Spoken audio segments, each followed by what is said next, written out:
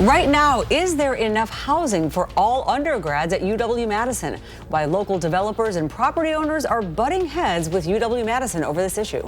It's a tale of two seasons right next to one another. We've got spring-like temperatures and then winter. And how much snow can you expect on Saturday? Well, I'm going to let you know.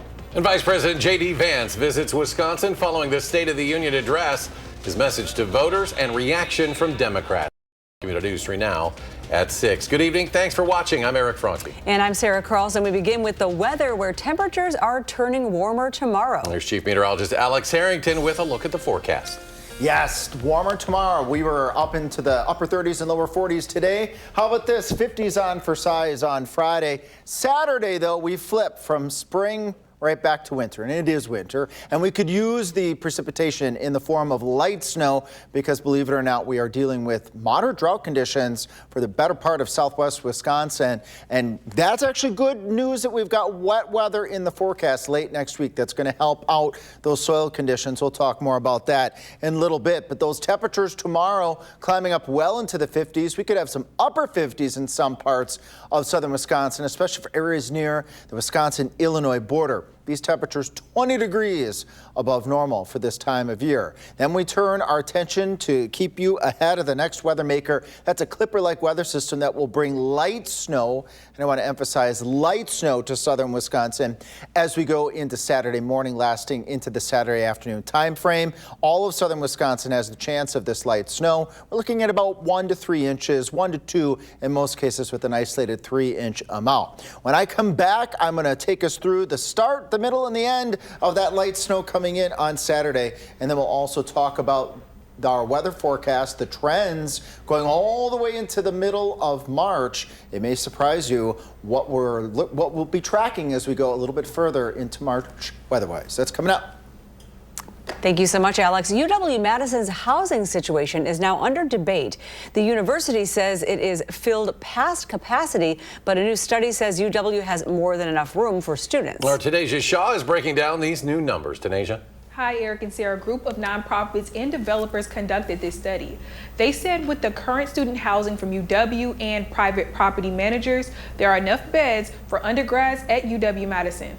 Is there enough student housing at UW-Madison? First-year students have mixed feelings. I would say yes for students that chose to do housing. Honestly, probably not, because I know that the student body keeps growing each year. Considering the university and private-owned beds for students near campus, there's enough room for all undergrads and grad students. This includes housing projects that are in the works through 2029. That's according to the Maxfield study. We need more student housing on top of that, which has already been recently completed or is in the works. This is Bill Connors. He's executive director of Smart Growth Madison, one of the nonprofits that's a part of the Greater Madison Housing Consortium that works on this study. The goal was to make accurate information available so that policymakers in the city government and at the state level would have access to it. The study counts the amount of beds for students within a 1-mile radius of Bascom Hall. Their research shows by 2029, there will be more than 48,000 beds for students. In fall 2025, there were more than 47,000 undergrad and grad students enrolled. That leaves about 900 additional beds on campus. Considerably lower the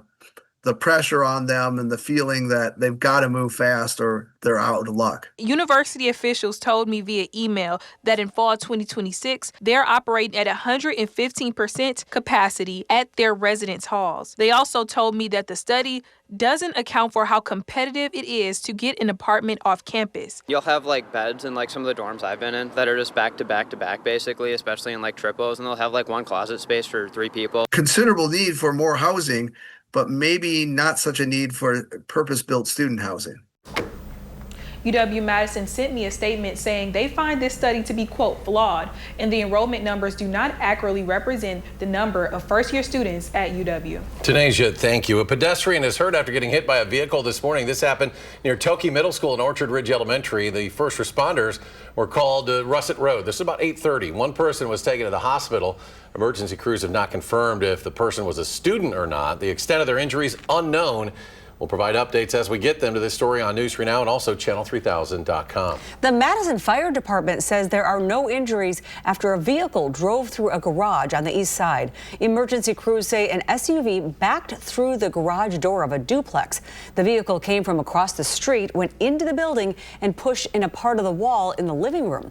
A load-bearing wall suffered some damage, but the heavy urban rescue team was able to shore up the building. An Iowa County woman is charged for allegedly killing her estranged husband. Prosecutors charged Kelly Neckash in court yesterday with one count of first-degree intentional homicide. Now that stems from the death of 62-year-old Todd Neckash at his Ridgeway home back on February 11th. Deputies found him dead at about 11:20 the next morning. The next court date for Kelly Neckash is March 6th. A 19-year-old Chippewa Falls man is facing felony charges after authorities say he led officers on high-speed chases across multiple counties last Friday.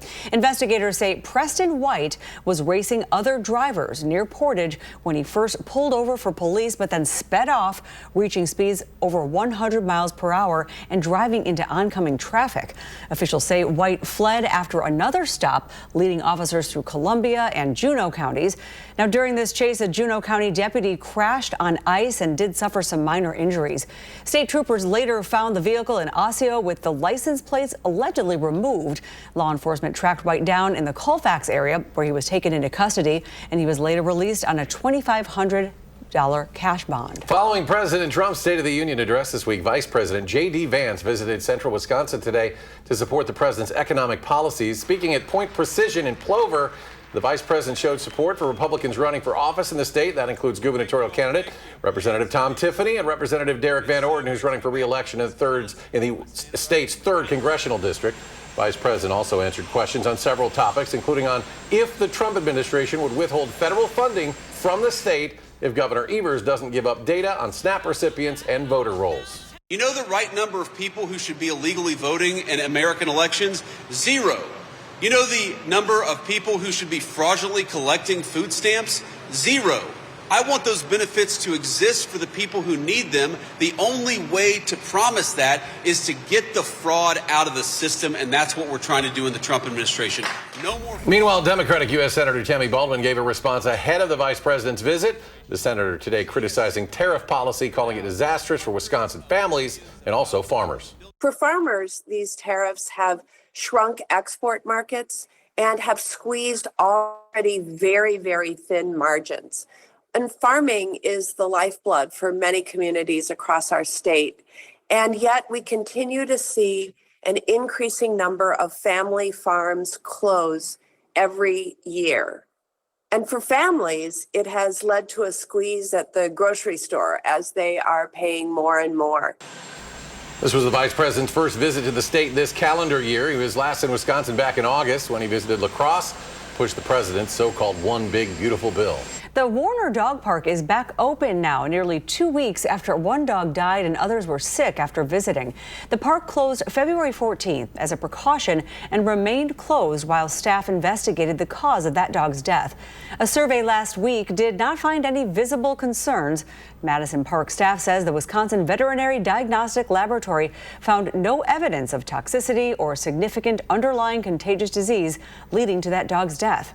Any further issues or concerns can be reported to 608-235-0448 or at parks@cityofmadison.com. A popular restaurant in Middleton is closing this weekend. Sofra Family Bistro will close on Sunday, ending 35 years in business. The restaurant, located on Elmwood Avenue, became popular for its Albanian cuisine. That includes authentic Albanian sausages. It was originally called the Bavaria Family Restaurant, but was renamed. In a message on Facebook, the owners thanked customers and the community for their dedication and memories made along the way. Time is running out now to nominate your favorite restaurants, businesses, and people for the Madison Magazine's Best of Madison. Just head to channel3000.com and write in your nomination in each category. You can nominate once a day as well, but the last day to nominate is tomorrow, February 28th. Well, coming up next, how you can help support local families going through the challenges of pregnancy and early childhood. Plus, one of Madison's busiest roads about to get smaller. We'll tell you about the lane reduction and when it's scheduled to begin. You're watching News 3 Now at 6. Moving forward. Welcome back, everyone. A heads up to you if you drive on University Avenue. Starting Monday, traffic will be down to 2 westbound lanes for this Hawthorne Court project. The lane closure starts at 7 a.m. from North Bassett Street by the James Apartments to North Lake Street. Metro bus routes are not expected to be affected. The work will roll out in several phases and eventually impact North Lake Street and West Dayton. News 3 Now and Vortex are looking to recognize a local veteran going above and beyond in service to others. Through March 22nd, we're accepting nominations for local veterans making a positive impact in their communities. And then from March 30th through April 12th, you'll be able to vote, and we'll announce the winner live on News 3 Now this morning on April 15th. Babies and Beyond is once again teaming up with News 3 Now for the Community Baby Shower. This Madison nonprofit helps hundreds of families navigate pregnancy and early parenthood. They're collecting diapers, baby clothes, and all sorts of essentials to support families across the region. You can donate next week, March 2nd through the 6th, and help give local babies a healthy start. For a list of what's needed and drop-off locations, you can go to channel3000.com. Still ahead, a fruit recall you should know about. Plus, health experts are seeing a rise in a particular eating disorder and may not be something that you've heard of before. What to look out for. And the roller coaster temperatures will continue on into the weekend. Alex with a complete forecast when we come back.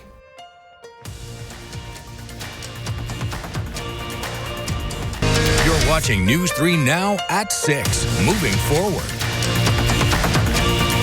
When you're taking a live look right now, the sunset setting off to the west. Dodgeville Skycam there. Temperatures will be heading back into the 50s tomorrow. They'll be blowing in those warm temps, Alex. It'll be short-lived because it's temperature's going to drop after that, right? Drop and then snow the next day as I keep you ahead of all of the latest weather on this next weather maker as we go into Saturday morning. It's going to last into Saturday afternoon. All of southern Wisconsin, 1 to 3 inches of snow expected with this band of snow that's going to evolve over southern Wisconsin and a good part of the upper Midwest. So let's track that together here, a little bit wider view in case of any travel out to Iowa or Minnesota.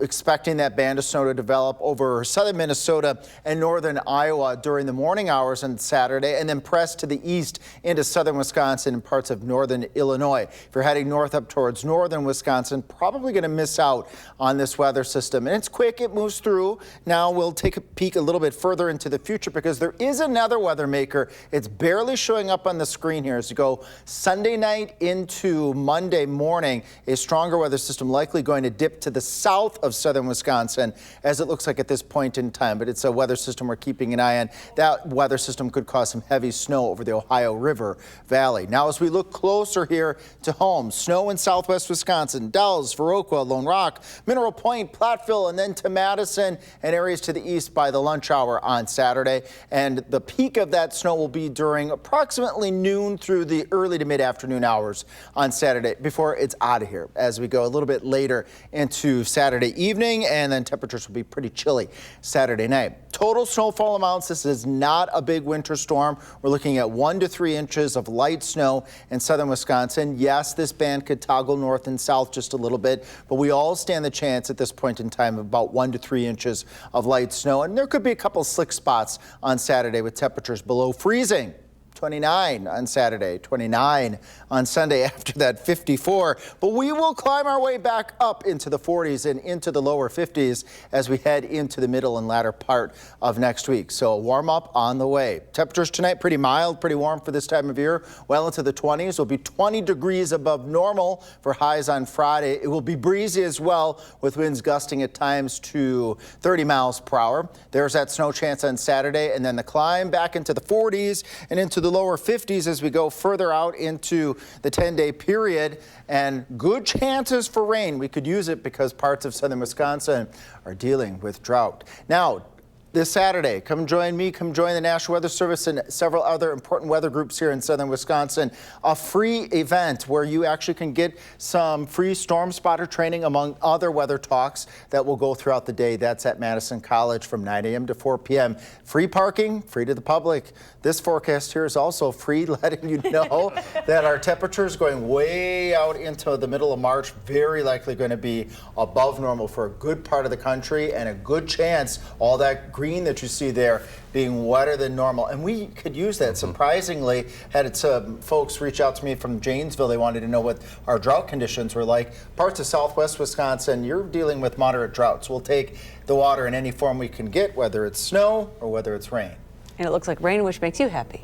I prefer rain over snow. Right. But Alex, always keep an eye. Raised on a farm, always knows what the farmers need. So keep that in mind. That's important. Thanks so much. As we head into March. Alex, thank you. Nearly 60,000 pounds of frozen blueberries distributed to Wisconsin and several other states are being recalled over possible listeria contamination. Now, according to this report, the blueberries were not sold retail. It didn't exactly say where this fruit was sold, but the Food and Drug Administration says exposure could cause severe illness and death. According to the CDC, listeria infections can cause fever, flu-like symptoms, and in severe cases can be life-threatening, especially for pregnant women, older adults, and people with weakened immune systems. It is National Eating Disorders Awareness Week. And while we've likely heard of conditions like bulimia and anorexia, health experts say they are seeing a rise in what's called orthorexia. Orthorexia is an obsession with eating foods that one considers healthy. It may begin with a desire to be healthier, but over time, food rules become more strict and lead to the elimination of entire groups of food. Guilt or anxiety, overeating, food deemed off the plan, avoiding social situations that involve food, and also spending excessive time either researching or preparing meals. All of this can cause nutrient deficiencies, hormonal changes, fatigue, and even bone loss or other medical complications. Healthy nutrition should support your life. It shouldn't make you feel anxious, isolated, or pressured to eat perfectly. Probably. Now, if there's something concerning with your eating patterns or someone you love, experts say it's best to limit social media. Also, unfollow anyone who's encouraging this kind of eating. On the other end of the spectrum, starting next month, Johnsonville and Dr. Pepper are joining forces to bring a completely original, never-before-tasted mashup. Starting March 1st, the company is launching Johnsonville Dr. Pepper-inspired sausage. The new sausage inspired by the Soda Giant's original 23-flavor blend. It'll be available across the U.S. at Walmart, Kroger, and 7-Eleven stores. On Johnsonville's site, the company has posted recipes to give consumers inspiration for the swalty, that's sweet and salty, sausage flavor. Recipes range from mac and cheese to kebabs and nachos. Are you on the waiting list for that one? No? All right. Try it. Still to come in sports, the story of 3 Lodi High School basketball students who all made history together. That's next on News 3 Now.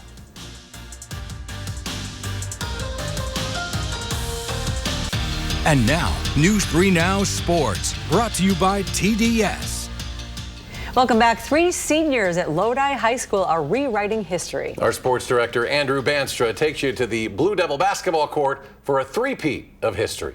Scoring 1,000 points in one high school career is as impressive as it is rare, unless, of course, you're in the class of 2026 here at Lodi High School. Before this year, only 5 girls at Lodi High School had ever reached the 1,000-point mark in a career. Both these people are pretty close in my life, so to see them accomplish it and have that same feeling as well is just special for all of us. But then again, the class of 2026 is just different, rewriting the record books. Both Taylor Reese and Gracie Clary hit the 1,000-point mark this season, as did a member of the boys' team, Theo Trader, hitting quadruple digits on his senior night. Yeah, it's a pretty special moment just getting able to do it with my classmates. So it's pretty cool that 3 of us were able to do it this year, all pretty close within the same week or month. It's pretty special to us. But the path wasn't always a straight line, especially for Gracie, who tore her ACL last spring.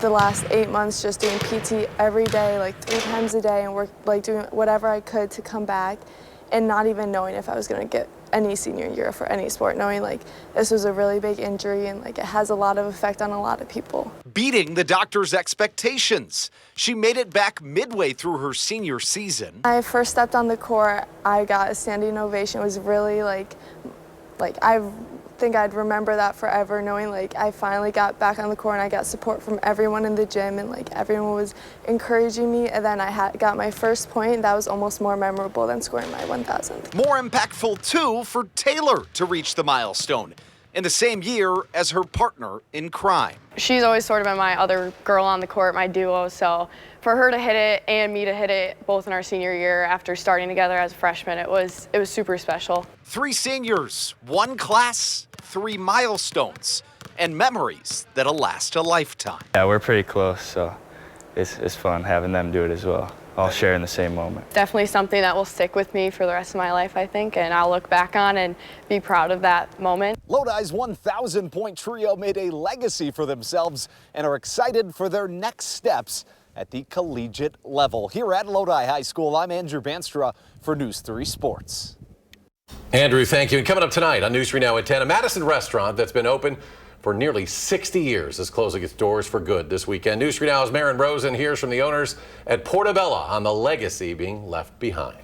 And they will be leaving behind. We have some fantastic weather coming and then leaving that behind. Yeah, I meant to say that differently, but you know what I mean. Tale of 2 seasons, the spring season and then right back to winter, back Reality. to back. Reality, yeah. 54, that's 20 degrees above normal. Then the 20s this weekend. Any snow we get on Saturday, 1 to 3 inches, will melt pretty quickly next week because it's looking like we're going to turn into a wet pattern. More on that weather system at 10 o'clock with the latest on Future Track. All right, Alex, thank you. And thanks for watching News 3 Now at 6. Coming up next, Entertainment Tonight. And our next show is coming up on News 3 Now at 10, and you can find us streaming 24/7 on Channel 2000+.